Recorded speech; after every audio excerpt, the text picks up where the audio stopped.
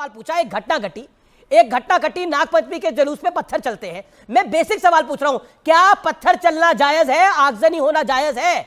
सवाल मेरा बड़ा बेसिक है, जवाब दीजिए ना इस बात का। या आप अपनी सरकार को डिफेंड नहीं कर पा रहे, करतूते ऐसे। शुभराष्ट्रा जी के पास इससे भी कठिन और बेमतलब के सवाल हो सकते हैं कि वो जन्मजात आरजेडी के विरोधी हैं। नहीं, मैं कह रहा हूं सरकार क्या कर रही थी, लेकिन वहां पे नागपंचमी का जुलूस निकल रहा था, लोग ऊपर से पत्थर बरसा रहे थे, पेट्रोल बम चला रहे थे, सरकार क्या कर रही थी? अरे अमीश जी, आप सवाल भी पूछते हैं और जवाब का अर्थ भी आप खुद ही बनाते हैं। कितने चमत्कारी पत्रकार हैं आप तो कुछ और काम कीजिए।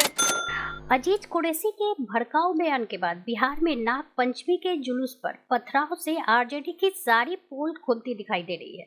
इसी पे जोरदार बहस, जिसमें आरजेडी प्रवक्ता प्रोफेसर नवल किशोर की जम के हुई धुलाई। नहीं अमीश देवगन जी, ये जो सवाल है ना, ये सवाल ऐसा ही है जैसा अनुराग ठाकुर भीड़ से पूछ रहे थे। अजय आलोक जी कैसे बोल रहे हैं कि अजय आलोक जी अभी बोल रहे हैं ना, अनुराग ठाकुर भीड़ से पूछ रहे थे। अच्छा, मैं राजीव रंजन जी के पास चलता हूं, मैं पहले उनके पास जाना चाह रहा था, लेकिन ठीक है, यू मेरे पॉइंट। कॉन्स्टिट्यूशनली तो law and order state subject है, तो स्टेट में जो इसकी सरकार होगी जिम्मेवार उसको ठहराया जाएगा। चलिए, हो सकता है मैं उस प्रोसेशन के दौरान जो हिंसा हुई उसके लिए प्रशासन को जिम्मेवार 1 मिनट न भी मानूं कि कुछ अराजक तत्वों ने किया, तो उसके बाद क्या हुआ? उसके बाद तो अब हम देख रहे हैं कि आरजेडी के नेता तो एक्सेप्ट करने को ही तैयार नहीं है कि कुछ हुआ भी।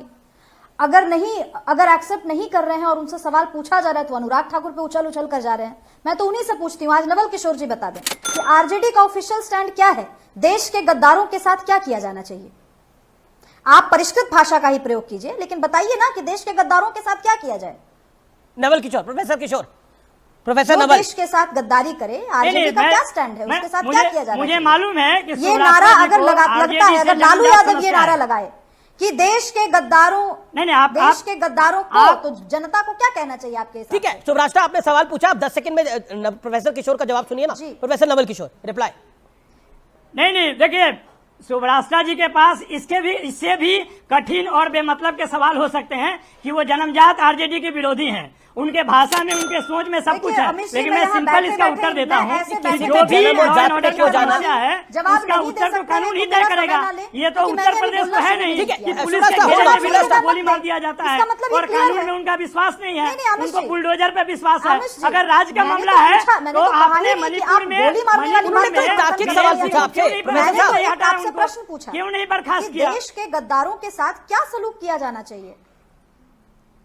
आप कौन होते हैं ये पूछने वाले सवाल? गोली नहीं मारना मंत्री बनाया गया है ये सवाल पूछने के लिए। आप ऐसे निकम्मे सरकार ही ये सवाल पूछते हैं। कौन मंत्री का कौन सा कॉन्स्टिट्यूशनली कौन सा मंत्री को कहा गया है कि आप मंच पे जाकर सवाल? अच्छा, एक सेकंड, वो सरकार तो आपकी, शासन तो आपका है। प्रोफेसर नवल किशोर, अब इस सवाल का जवाब दीजिएगा। नहीं, सरकार अब अनुराग ठाकुर पे मत जाइएगा। देखिए, बिल्कुल सरकार उसका पहचान करती है, उसको गिरफ्तार करती है और जेल के अंदर डालती है। ये सरकार का काम है। नहीं, मैं कह रहा हूं सरकार क्या कर रही थी, लेकिन वहां पे नागपंचमी का जुलूस निकल रहा था, लोग ऊपर से पत्थर बरसा रहे थे, पेट्रोल बम चला रहे थे, सरकार क्या कर रही थी? सरकार आपको रिपोर्ट दे देगी क्या कर रही थी, लेकिन ये सरकार को रिपोर्ट देनी चाहिए। पूछने वाले कि ऐसा नहीं है ये कोई। नहीं, आप बिल्कुल देनी चाहिए, कार्रवाई भी कर रही होगी। ये देखिए, ये सरकार कार्रवाई करने वाली है, प्रायोजित करने वाले लोग जो हैं वो मणिपुर और हरियाणा में दिख रहे हैं। नहीं, बिल्कुल, क्या हरियाणा की सरकार से सवाल नहीं पूछा? मनोहर लाल खट्टर से सवाल नहीं पूछा? ओके, जवाब नहीं, बिल्कुल। क्या वहां बुलडोजर नहीं चले? क्या वहां बुलडोजर नहीं चले जिन्होंने वहां पत्थरबाजी करी थी? अच्छा, बुलडोजर पे जिसने सवाल उठाए, उसको क्यों हटा दिया गया? अच्छा, ठीक है, एक सेकंड। देखिए, आरजेडी को थोड़ा अपनी वाणी को भी विराम देना चाहिए। डॉक्टर अजय आलोक भी वेट कर रहे हैं। Doctor Ajay Alok, 40 second. Doctor Ajay Alok, Haryana में नूह वाली घटना हुई तो तुरंत त्वरित कार्रवाई करते हुए उसी दिन 27 लोगों को गिरफ्तार किया गया था। यहां कल से वो एक्शन हो गया। कल से लेकर आज तक सिर्फ ये कहा जा रहा है कोई खास घटना नहीं थी, हल्की फुल्की झड़प थी, दोनों पक्षों को शांत करवा दिया गया है। ऑफिशियल डीएम का बयान है, ये मेरा बयान नहीं है। एक भी गिरफ्तारी कल से लेकर अभी तक नहीं हुई है। तो क्यों? किसको बढ़ावा दिया जा रहा है? अरे डीएम, मुझे ये बताने को मजबूर मत कीजिए कि डीएम कौन है और एसपी कौन है। अब एक दूसरी बात बताइए, ये जानबूझ के किया हुआ प्रयोग है। ये प्रयोग है। एक बयान होता है और उसके बाद इस तरह की घटनाएं होती हैं। क्या आप मानते हैं कि क्या आप लोग भी मान गए अजीम कुरैशी की तरह कि मुसलमान सुरक्षित नहीं है, और यही बात मुसलमानों को कहना है हमेशा? क्या एज अ पॉलिटिकल पार्टी आपका स्टैंड यही है जो अजीम कुरैशी का है? बस हाँ या ना में जवाब दीजिए। क्या आपको लगता है इस देश में हिंदुओं से सुरक्षित मुसलमान नहीं है जो अजीम कुरैशी कह रहे हैं? और क्या आपको नहीं लगता है कि इस बात से सांप्रदायिकरण बढ़ेगा? बताइए जो दल पिछले 10 साल से सिर्फ नफरत ही फैला रहा है, भीड़ हिंसकों की संख्या बढ़ा रहा है, पूरे नफरती वातावरण पैदा कर रहा है, उसको आप कह रहे हैं कि शांति फैला रहा है। भाजपा का कोई ऐसा सदस्य नहीं है जिसके मन में घृणा नहीं है, जिसके मन में नफरत नहीं है। तमाम तरह के कार्यकर्ता से लेकर नेता तक। आपने अनुराग ठाकुर जी को नहीं सुना था क्या? देश के गद्दारों को गोली मारो, ये सुना नहीं था? आप गिरिराज सिंह को आए दिन नहीं सुनते हैं क्या? कितने नेताओं के नाम हैं जो कि नफरती भाषण बोलते हैं और इस देश के लोगों को गुमराह करते हैं। ये तो पूरे सार्वजनिक पटल पे है। आप तो ये भी नहीं देखे होंगे लगता है कि जवाब ले लेते हैं। ओके, डॉक्टर अजय लोक सवाल पूछ रहा है तो उसको कैसे धमका रही है? डॉक्टर अजय लोक रिस्पॉन्ड टू प्रोफेसर नवल। सबसे बड़ी बात, नवल जी को मैं ये बात बताना चाहूंगा कि अनुराग ठाकुर ने कहा था देश के गद्दारों को, और जवाब भीड़ ने दिया था। और मुझे लगता है कि भीड़ का जवाब अगर गद्दारों के साथ क्या करना चाहिए, तो किसी भी मुल्क में, किसी भी राष्ट्र में, किसी भी राष्ट्र में, एक मिनट, किसी भी देश में जाइएगा और उस देश के अगर देश के देशभक्तों से पूछिएगा कि देश के गद्दारों के साथ क्या करना चाहिए, तो जवाब वही मिलेगा। उसको भड़काना नहीं कहते नवल जी। देश के गद्दारों के साथ क्या करना चाहिए कोई आपसे पूछेगा तो आप भी यही कहेंगे। आज एक लाइन की बात हो रही है, आज एक लाइन की बात हो रही है। क्या आपको भी लगता है कि देश का मुसलमान खतरे में है? हाँ या ना में जवाब दे दीजिए मेरा। आप भी पोजीशन क्लियर कर दीजिए। क्या आरजेडी को लगता है कि देश का मुसलमान खतरे में है? डॉक्टर अजय लोक को प्रोफेसर साहब एक एक करके आप दोनों बड़े सिस्टमैटिक तरीके से बोलते हैं। 30 सेकंड डॉक्टर अजय लोक बात रखते हैं, फिर प्रोफेसर नवल किशोर आप 30 सेकंड रख लीजिएगा। डॉक्टर अजय लोक।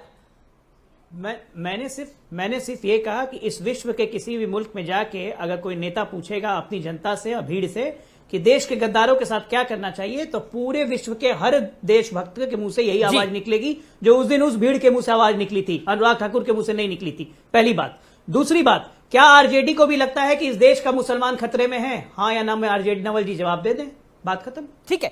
आपको लगता है कि अजीज कुरैशी सही बोल रहे थे कि देश का मुसलमान अजीज कुरैशी को डिफेंड कर रहे थे प्रोफेसर साहब, क्या आप अजीज कुरैशी की बातों को डिफेंड करते हैं? What he said?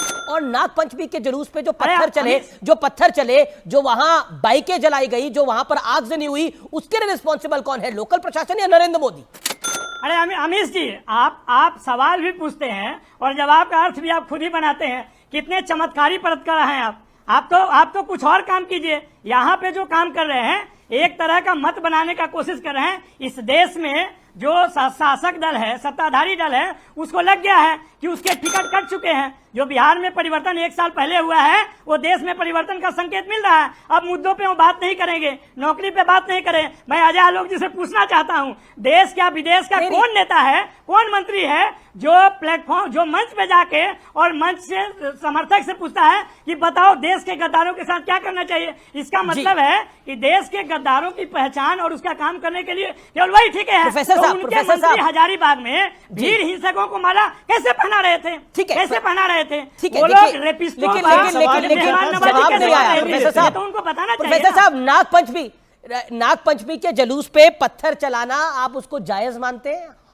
मैं बड़ा सिंपल सवाल पूछ रहा हूं, आपको लगता है नागपंचमी के जुलूस पर पत्थर चलना सामान्य और जायज है? देखिए ये सवाल, ये तो वैसे, अरे अमीश देवगन जी, लगता है कि अनुराग ठाकुर से आप ज्यादा प्रभावित हैं। ये ऐसा ही सवाल है जैसा वो पूछ रहे थे, और अजय आलोक भाई बोल रहे हैं कि ऐसा सवाल पूछना चाहिए। आपका बड़ा प्रेम लग रहा है कि कोई भी आप इस डिबेट में 8वीं बार अनुराग ठाकुर का नाम लेकर आ रहे हैं। अनुराग ठाकुर के साथ आपकी मोहब्बत हो सकती है, प्रेम हो सकता है, आपके मित्र हो सकते हैं। उसको बोलेगा कि ये सुशासन वाला है मामामला। लेकिन मैं आपसे नागपंचमी, मैं आपसे बेसिक सवाल पूछ रहा हूं सर। मेरे सवाल में अगर कोई त्रुटि है तो मुझे बताइए। प्रोफेसर साहब, आप तो जानी जान है। प्रोफेसर साहब, आप तो जानी, मेरे सवाल में कोई त्रुटि है तो बताइए। मैंने बेसिक सवाल पूछा, एक घटना घटी नागपंचमी के जुलूस में पत्थर चलते हैं। मैं बेसिक सवाल पूछ रहा हूं, क्या पत्थर चलना जायज है? आगजनी होना जायज है? सवाल मेरा बड़ा बेसिक है। जवाब दीजिए ना इस बात का। या आप अपनी सरकार को डिफेंड नहीं कर पा रहे, करतूते ऐसी अरे हैं। अमित, उत्तर प्रदेश और उत्तराखंड के पूर्व राज्यपाल और कांग्रेस नेता अजीत कुरैशी ने मंच से बोलते हुए विवादित बयान दिया है। उन्होंने कहा कि कांग्रेस के कुछ लोग हिंदुत्व और धार्मिक यात्राओं की बात करते हैं, गंगा मैया की जय और नर्मदा मैया की नारे लगाते हैं। यह बड़े शर्म की बात है, डूब मरने की बात। उन्होंने आगे कहा कि मुझे कांग्रेस से निकालना हो तो निकाल देना, लेकिन पार्टी दफ्तर में मूर्तियां बिठाना डूब मरने की बात है। अजीत कुरैशी ने कहा कि मुझे कोई डर नहीं, निकाल देना पार्टी से। नेहरू के बारिश कांग्रेस के लोग आज धार्मिक यात्राएं निकालते हैं, गंगा मैया की जय बोलते हैं, गर्व से कहो कि मैं हिंदू हूँ, पीसीसी के दफ्तर में मूर्तियां बिठाते हैं। ये डूब मरने की बात है। पूर्व राज्यपाल अजीत कुरैशी ने सख्त लफ्जों में कहा कि देश की सभी पार्टियां हैं, जिसमें कांग्रेस भी शामिल है, उससे मैं कहना चाहता हूं कि वह अच्छी तरह समझ ले कि मुसलमान आपका गुलाम नहीं है। मुसलमान क्यों वोट दे आपको? नौकरी आप देते नहीं, पुलिस सेना नबी में आप लेते नहीं, फिर क्यों वोट दे मुसलमान आपको?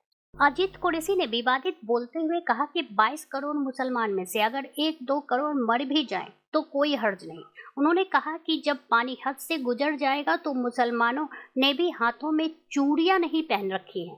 आज तक से इंटरव्यू में अजीत कुरैशी ने कहा कि मैंने इसलिए कहा क्योंकि देश के मुसलमान खौफ के साए में जी रहे हैं, मुसलमानों को डराया धमकाया जा रहा है।